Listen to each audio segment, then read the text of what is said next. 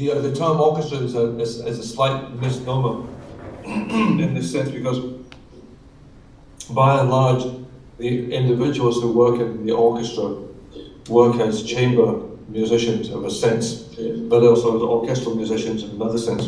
What you're going to see in the video coming up are two ensembles which form themselves differently. The Concordia Laptop Orchestra, under the direction of Eldad Tsabary, and the group from McMaster University, overseen by David Ogborn, work in two different ways. The Concordia ensemble is made up of people who are inside an electroacoustics program and are regularly playing and making sounds and doing things with their laptops, and the students in the McMaster group have come in with essentially no background in the field. And what David has done is he said, well, how do you get people involved in doing this immediately? And his answer was basically to do coding, live coding, and to use a very powerful but basic software that allows the performers to, within 5 minutes of setting up their system, to begin making sounds and to begin producing transformations of these sounds. So the two approaches have similarities, but the differences being the degree of immediate access that's required to be able to make this happen. So the two ensembles had worked together, tried to work together over jockstrap. I keep it strong. Jockstrap. Jack trip. No wait, Paul, this isn't that's the sports network. Jockstrap. Try to work. Then one of the first conversations was, well, how do we do this and what are we going to do and so forth. And they had discussed this and tried to work together, but when they came together physically in the space at the Art Theatre in Montreal, what they discovered was that there was a very strong underlying sense of commitment to what it is to play live and to play together.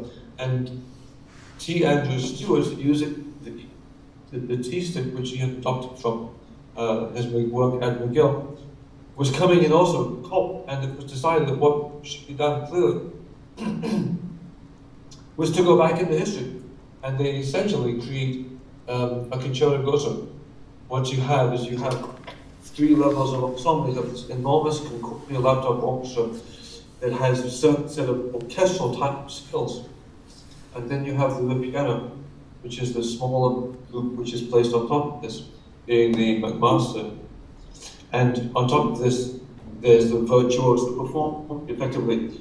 Andrew has become the Antonio Vivaldi of his day, where he stood in front of the ensembles and he performed as a virtuoso in this. You'll see that the communications technologies which have started to dominate our field, in Facebook and MySpace and other kinds of connectivity, social connectivity, means that when the people got together, the bus arrived, they unloaded, and as with the people I see in front of me, I know you, some of you I haven't seen for anywhere between 3 and 15 or 20 years, but we work together on a virtual daily basis, and the communication has become instantaneous. These two ensembles sat down and they did some rehearsal in the afternoon. They watched Eldad's basic sound painting symbols, and Andrew came in, and you'll see there's a very high level of communication between individuals and between the ensembles. And a little way, about 6 or 7 minutes in, you'll see one of the Concordia people who set up a camera to do motion detection and position detection, and he plays backwards and forwards with Andrew in this way. There's a fair amount of humor in this. There's a lot of hard work. A student was using jitter to do visuals on the background, which you can't see very well. And the whole thing was documented on 2 cameras and then assembled. And this is available in other places, but there's a lot to be picked up from here about some of the new developments in the art and the sciences of communication between ensembles and between individuals. And those of you with a background in improvisation and performance in ensembles or be amused at some of the shenanigans that have to go on to make the piece continue to work and to make it work in real time with almost no specific background or decision making as to what will happen.